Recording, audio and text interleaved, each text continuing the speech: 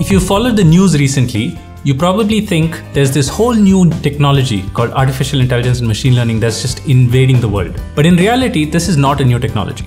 Self-driving cars, chatbots, robots, these may be new applications, but the core underlying technology of artificial intelligence and machine learning, these have been around for years, even decades. What's changed is the computing power, the ubiquity of easy-to-use packages, and all of the supporting infrastructure required to bring these technologies from the labs to your laptops and your phones. This program is designed to expose you to the most essential elements of AI and machine learning.